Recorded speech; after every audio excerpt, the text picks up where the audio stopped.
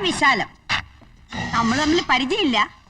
ശാരദ ടീച്ചറിന്റെ മൂത്ത മകൻ പ്രേമേന്ദ്രൻ വിവാഹം കഴിച്ചിരിക്കുന്നത് എന്റെ മോളെയാ. മായയുടെ കല്യാണത്തിന് ഞങ്ങൾ ആരും പങ്കെടുത്തില്ല. ക്ഷണിക്കാത്ത കല്യാണത്തിന് സദ്യ ഉണ്ട് എനിക്ക് ശീലമില്ല. എങ്കിലും ആ കുടുംബത്തിലേക്ക് വന്ന പുതിയ ബന്ധുക്കാരെ ഒന്ന് പരിചയപ്പെടണല്ലോ എന്ന് കരുതി വന്നതാ. മായക്ക് എന്നോട് ദേഷ്യം ഉണ്ടാകുന്ന എനിക്കറിയാം. ഒന്നും മനസ്സിൽ വെച്ചേക്കരുത്. എന്റെ ഒരു ചെറിയ പ്രസന്റേഷൻ വാങ്ങിച്ചു. രഘു അല്ലേ? ഇനി എന്നെ പറ്റി എല്ലാം മായ വിശദമായിട്ട് പറഞ്ഞു തരും. അമ്മേ, ഞങ്ങളൊന്ന് പുറത്തു പോയിട്ട് ഓ, ആ ടീച്ചറിന്റെ ഒരു ഭാഗ്യേ, ഒരു നല്ല കുടുംബത്തിൽ നിന്നൂടെ ഒരു ബന്ധം ഉണ്ടായി. എത്ര കിട്ടി? ഓ, ഞാനൊന്നും ചോദിച്ചില്ല. എല്ലാം രഘുവിന്റെ തീരുമാനമല്ലായിരുന്നോ? കുറച്ച് സ്വർണ്ണം അവളുടെ കഴുത്തിൽ കിടക്കണ കണ്ടു. അറിഞ്ഞെന്തെങ്കിലും കൊടുക്കുന്ന സ്വഭാവം ആ വീട്ടുകാർക്കും ഇല്ല. എന്റെ നോട്ടത്തിൽ നിങ്ങളുടെ രഘുമോന് ഒരു 5 ലക്ഷവും 100 പവനും ഒരു മാരുതി കാറും കണ്ണടച്ചോണ്ട് ആര് വേണമെങ്കിലും കൊടുക്കും. എന്തുണ്ടെങ്കിലും മുഖത്ത് നോക്കി തുറന്നു പറയുന്ന സ്വഭാവമുള്ളവളാ ഞാൻ. വിഷമൊന്നും വിചാരിക്കരുത് കേട്ടോ. ഇനി വിഷമിച്ചിട്ട് എന്താ കാര്യം? ഞാൻ രഘുവിന് വേണ്ടി അവന്റെ മുറപ്പണിനെ ആലോചിച്ചതാ. സുലോചന അവള് ഗൾഫിലാണെന്നുള്ളത് എന്റെ മോനൊരു അയോഗ്യത. അവളാണെങ്കിലോ അവിടെ പൂത്ത പണം ഉണ്ടാക്കിക്കൊണ്ടിരിക്കുക. കാശ് ഇനിയും കിട്ടുമല്ലോ നിങ്ങൾ വിചാരിച്ചാൽ. എങ്ങനെ? മായയുടെ ചേച്ചി പ്രഭാവതിയുടെ ഭർത്താവേ വലിയ കോടീശ്വരനെന്നാ പറയുന്നത്. അയാളല്ലേ ഈ പെങ്കൊച്ചിന്റെ കല്യാണം മുഴുവൻ നടത്തി കൊടുത്തത്. ശേഖരൻകുട്ടിക്കാണെങ്കിൽ മായ എന്ന് വെച്ച ജീവനാ. അവള് എത്ര ലക്ഷം ചോദിച്ചാലും അവൻ കൊടുക്കും. കുറച്ച് കാശ് കിട്ടിയാ കഴിക്കോ? ഇല്ലല്ലോ. പെണ്ണ് ഗർഭിണിയായ പിന്നെ ഒന്നും നടക്കുന്നു വിചാരിക്കണ്ട. നിങ്ങൾ ബുദ്ധിപൂർവം കരുക്കൽ നീക്കിയാൽ നല്ല തുക മേടിക്കാം. ആദ്യം തന്ത്രത്തിൽ കിട്ടിയില്ലെങ്കിൽ അറിയാലോ. അതൊക്കെ ഒരു അമ്മായിയമ്മയ്ക്ക് ഞാൻ പറഞ്ഞു തരണോ? എന്നാ നീ ഇനി ജോലിക്ക് ജോയിൻ ചെയ്യുന്നത്? നാളെ കഴിഞ്ഞ് പോണം. കല്യാണം കഴിഞ്ഞിട്ട് 1 മാസമായില്ല. അതിനു മുമ്പേ പോയാ ഇവൾ എത്രമാത്രം ദുഃഖിക്കും. എന്ന് കരുതി പോവാതിരിക്കാൻ പറ്റുമോ? ഇനി അവിടെ ചെന്നൊരു ക്വാർട്ടേഴ്സ് തരപ്പെട്ട് കിട്ടിയാൽ ഇവളെയും കൊണ്ടുപോകണം. ഓ, അത് ശരി. പിന്നെ ഞങ്ങൾക്ക് ആരാ ഒരു കൂട്ടുള്ളത്? എനിക്കും കൂടി ഒരു സഹായത്തിനാ നിന്നെ കൊണ്ട് ഉടനെ പെണ്ണ് കെട്ടിച്ചത്. ഞാൻ പറഞ്ഞത് മോനെന്ന് കേക്ക്. ഈ ജോലി വേണ്ടെന്ന് വെക്കേ. നാട്ടിൽ എന്തെങ്കിലും ഒരു ബിസിനസ് തുടങ്ങ്. വീട്ടിൽ നിന്ന് ദിവസവും പോയി വരാവുന്ന രീതിയിൽ. അമ്മ എന്തായി പറയുന്നത്? ഒരു ബിസിനസ് എന്നൊക്കെ പറഞ്ഞാൽ അതിന് കാശ് ഒത്തിരി വേണ്ടേ? ചെറിയൊരു ബിസിനസ് തുടങ്ങാൻ പോലെ 3-4 ലക്ഷം രൂപ വേണ്ടേ? ഓ, അതിനൊക്കെ വഴിയുണ്ട്. മായ വിചാരിച്ചാൽ നീ ശേഖരൻകുട്ടിയുടെ കാര്യം പറഞ്ഞാ അവ സഹായിക്കാതിരിക്കില്ല. നിന്റെ ഭർത്താവിനടുത്ത് ജീവിക്കാൻ വേണ്ടിയല്ലേ? ഞാൻ എങ്ങനെയാ പറയാ? നീ അമ്മയുടെ പിറന്നാളിന് പോണെന്ന് പറഞ്ഞില്ലേ? നാളെ എല്ലാവരും അവിടെ വരും. അവസരം നോക്കി സംഗതി അവതരിപ്പിച്ച കാര്യം നടക്കും. Good morning Premendra. രാവിലെ എങ്ങോട്ടാ? ഞാനൊന്ന് വെളിയിലേക്ക് ഇറങ്ങിയിട്ട്. എന്താ നിന്റെ കയ്യില്?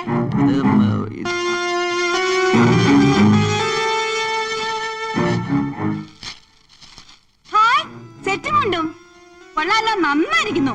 മോളെ, നീ ഇത് കണ്ടോ? അമ്മയുടെ പിറന്നാളിന് വാങ്ങിയതാ. അത് ശരി, ഇന്നാണ് എന്റെ പിറന്നാള്. ഓ, ഞാനിതൊന്നും ഓർക്കാറേ ഇല്ല കേട്ടോ. അതല്ല, എന്റെ അമ്മയുടെ പിറന്നാളിനാ. അപ്പൊ ഞാൻ നിന്റെ അമ്മയല്ലേ? അല്ലാന്ന് പറഞ്ഞില്ലല്ലോ. എന്റെ അമ്മയുടെ എല്ലാ പിറന്നാളിനും ഞാനുണ്ടായിരുന്നു. നീ ജനിക്കുന്നതിന് മുമ്പേ നിന്റെ അമ്മയ്ക്ക് പിറന്നാളുണ്ടായിരുന്നില്ലേ? ഓരോരോ ദുശീലങ്ങളെ. പെങ്ങളുടെ കല്യാണത്തിനേ പോയില്ല, പിന്നെയല്ലേ പിറന്നാള്. നീ ഇപ്പൊ നിന്റെ വീട്ടിൽ കയറി ചെന്നാലേ നിന്റെ ഭാര്യയ്ക്കാ കുറച്ചില്. ആണായാലേ കുറച്ച് വാശിയും വൈരാഗ്യവും ഒക്കെ വേണം. അങ്ങനെ പെട്ടെന്ന് തോറ്റൊന്നും കൊടുക്കരുത്. അമ്മ പറയുന്നതിലും കാര്യമുണ്ട്. നമുക്ക് നല്ലതിനെ അമ്മ പറയൂ. പ്രേമത്തിന് പോവണ്ട. കൊള്ളാം, നന്നായിരിക്കുന്നു. ഞാൻ എടുത്തോളാം. എന്താ ഇത്? ഇവിടെ ഒരു അനക്കവും കാണുന്നില്ലല്ലോ.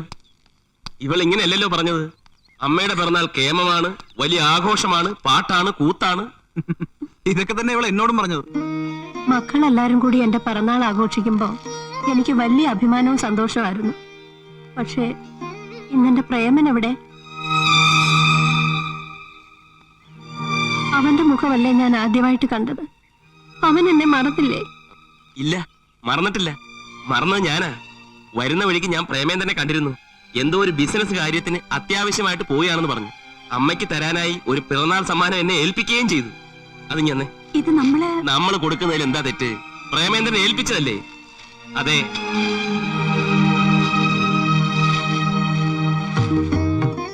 സെറ്റും മുണ്ടും. എല്ലാ വർഷവും അവൻ ഇതാ തരാറ്. ഞാനിപ്പോ എന്ത് സമ്മാനം അമ്മയ്ക്ക് തരിക? ഒന്നും കരുതിയിട്ടില്ലല്ലോ. നിങ്ങൾ വന്നത് തന്നെ വലിയ സന്തോഷമല്ലേ? ഈ അമ്മയുടെ പിറന്നാൾ ഓർത്തല്ലോ, അത് മതി. ഏതായാലും മക്കളോടും മരുമക്കളോടും ഒന്നിച്ച് പിറന്നാളും കൊണ്ടാടി ഒരു 100 ആയുസ്സ് അമ്മ ജീവിച്ചിരിക്കട്ടെ. എന്താ എല്ലാരും നോക്കി വയ്ക്കുന്നത്? ഇന്ന് ഉച്ചയ്ക്ക് ഒരു ഉഗ്രൻ സദ്യ ഒരുക്കണം. ആ പെണ്ണുങ്ങളെല്ലാം അടുക്കള. നീ എന്താ നോക്കിക്കുന്നത്? നീ പെണ്ണല്ലേ? ചെല്ലടി വന്നേ. അതെ, മറ്റേ കാര്യം ചോദിക്കണ്ടേ? എങ്ങനെ ചോദിക്കാം? എനിക്ക് വിഷമോ? അല്ല, നിനക്ക് ബുദ്ധിമുട്ടാണെങ്കിൽ വേണ്ട, ചോദിക്കണ്ട. ശേഖരൻകുട്ടി, നീയാടാ ഈ കുടുംബത്തിലെ വിളക്ക്. ദുഃഖത്തോടെ കടന്നു പോകേണ്ട ഈ ദിവസത്തില് സന്തോഷം കൊണ്ടുവന്നത് നീയാ. നീ പ്രേമേന്ദ്രനെ കണ്ടിട്ടില്ല എന്നുള്ളത് എനിക്കറിയാം. ഇതൊക്കെയല്ലേ നമുക്ക് ചെയ്യാൻ പറ്റൂ. ആ അമ്മയുടെ മുഖത്തെ സന്തോഷം ശ്രദ്ധിച്ചോ? അത് മതി.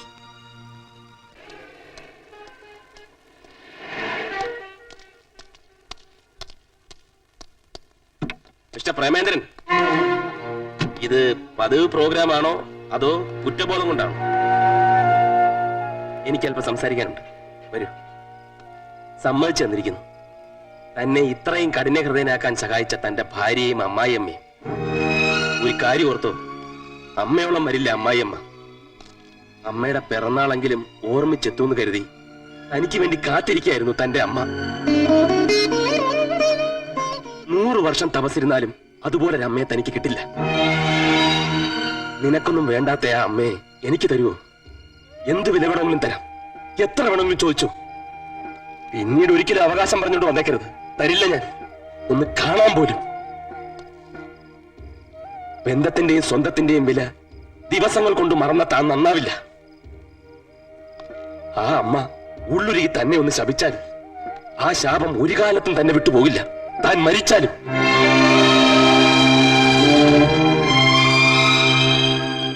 എനിക്കറിയാം തന്റെ അമ്മയ്ക്ക് അങ്ങനെ ശപിക്കാൻ കഴിയില്ലെന്ന്, അല്ലേ? ആ മനസ്സ് മുഴുവൻ സ്നേഹമാണോ, മക്കളോടുള്ള സ്നേഹം. ഒന്നോർത്തോ, അച്ചി വീട്ടിൽ ഇങ്ങനെ പുറത്താൽ ഒരു പട്ടിയുടെ വില പോലും ഉണ്ടാവില്ലെന്ന്.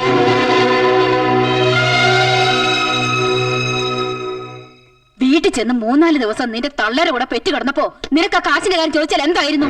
ഞാൻ അന്ന് രഘുവേട്ടനോട് പറഞ്ഞതാ എനിക്കതിന് കഴിയില്ല എന്ന്. വീട്ടിലെ സ്ഥിതികളൊക്കെ അറിയാവുന്നതല്ലേ. ഓ, അത്രയ്ക്ക് മോശസ്ഥിതി ആണെങ്കിലേ എന്റെ മോന്റെ ജീവിതം തൊലയ്ക്കാനായിട്ട് നിന്നെ എന്തിനോടെ ഇങ്ങോട്ട് കെട്ടിയെടുത്തത്? ആ, നിന്റെ ചേച്ചിയെ കെട്ടിയവൻ വലിയ കോടീശ്വരനല്ലേ? അയാളോട് ചോദിച്ചാ നിനക്ക് എത്ര വേണമെങ്കിലും കിട്ടുമെന്നാ പലരും പറഞ്ഞ കേട്ടത്. അയാളെ നിന്റെ വീട്ടിൽ വന്ന് കെട്ടിയതേ ചേട്ടത്തെ അനിത്യം കണ്ടിട്ടാണെന്നോ അറിയാം. അനാവശ്യം പറയരുത്. എന്റെ ഭർത്താവിന്റെ അമ്മ ആയതുകൊണ്ടാ ഞാൻ മറുത്തു പറയാത്തത്. എന്റെ വീട്ടിൽ നിന്ന് ഒരു ചില്ലി കാശിന് കിട്ടാൻ പോകുന്നില്ല. നിങ്ങൾക്ക് എന്നെ വേണമെങ്കിൽ എന്നെ വീട്ടിൽ കൊണ്ടാക്കുക. അയ്യടി, നിന്നെ കാർ പിടിച്ച് കൊണ്ടുവരാനും കൊണ്ടുവിടാനും ഇവിടെ ആരുമില്ല. ഇഷ്ടമില്ലെങ്കിൽ ഇറങ്ങി പോടി. ആ, ഞാൻ പോവാ. ഇനി രഘുവേട്ടൻ വന്നിട്ട് ബാക്കി കാര്യങ്ങൾ തീരുമാനിക്കാം. എന്ത് തീരുമാനിക്കാൻ? നീ ഇന്ന് തന്നെ മടങ്ങിപ്പോണം. വഴക്കും കൂടി വന്ന നിന്നെ സ്നേഹത്തിന്റെ പേര് ഞാൻ ഇവിടെ പിടിച്ചു നിർത്തിയ നിന്റെ ജീവിതമാണ് താറുമാറാകുന്നത്. അപ്പൊ ഞാൻ ആ തള്ളയുടെ പോരും സഹിച്ച് ആ വീട്ടിൽ തന്നെ കഴിയണമെന്നാണോ?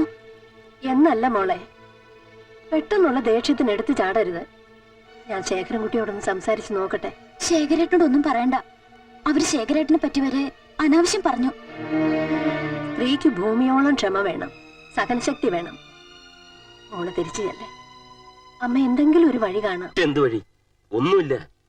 അവർ ചോദിക്കണ കാശ് കൊടുക്കണം, അല്ലെങ്കിൽ ആ പെങ്കൊച്ചിന് അവിടെ ഒരു സ്വൈര്യം ഉണ്ടാവില്ല. അമ്മ വന്ന് വിവരം പറയുമ്പോ ആ കണ്ണ് നിറഞ്ഞിരുന്നു. നിന്നോട് ചോദിക്കാതെ തീരുമാനിച്ചതായി വിചാരിക്കണ്ട. ഇത് 3 ലക്ഷം രൂപയുണ്ട്. നീ തന്നെ നിന്റെ അനിയത്തിയുടെ കാര്യം ഒത്തുതീർപ്പാക്കണം. ഇത് ഒത്തുതീർപ്പല്ല, ഒത്തുനിന്ന് പണം തട്ടിയെടുക്കാൻ നോക്കുന്നതാ. ഞാൻ അന്നേ പറഞ്ഞില്ലേ ഇങ്ങനെയൊക്കെ സംഭവിക്കുന്ന.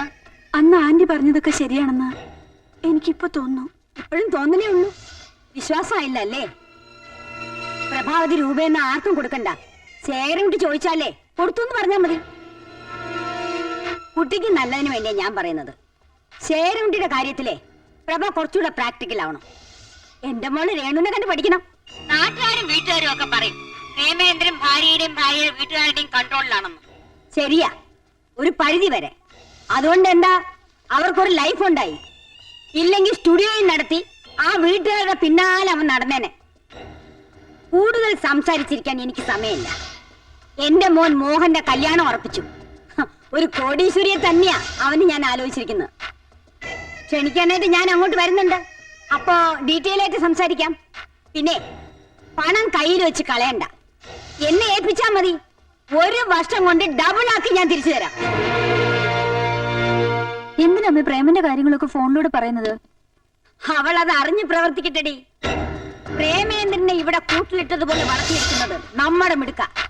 ഇന്ന് അവൻ അമ്മയില്ല, ബന്ധുക്കളില്ല, എല്ലാരെയും തെറ്റിപ്പിരിച്ചെടുക്കാൻ ഞാൻ എന്ത് പാടുപെട്ടെന്നറിയാമോ? അതിരിക്കട്ടെ, പ്രേമന്റെ വീട്ടുകാരെ ക്ഷണിക്കണ്ടമ്മേ. ആ ദരിദ്രവാസികൾ വരണ്ട. വന്നാലേ വീണ്ടും പ്രേമേന്ദ്രന്റെ മനസ്സ് മാറിയാലോ. വേണമെങ്കിലേ അവന്റെ മൂത്ത പെങ്ങളുടെ വീട്ടിലേക്ക് ഒരു ക്ഷണക്കത്ത് അയച്ചേക്ക്. വന്നാ വരട്ടെ. നമ്മൾ മനഃപൂർവ്വം വിളിക്കാതിരിക്കുകയാണെന്ന് ഇതോടെ ടീച്ചർക്ക് മനസ്സിലാവും.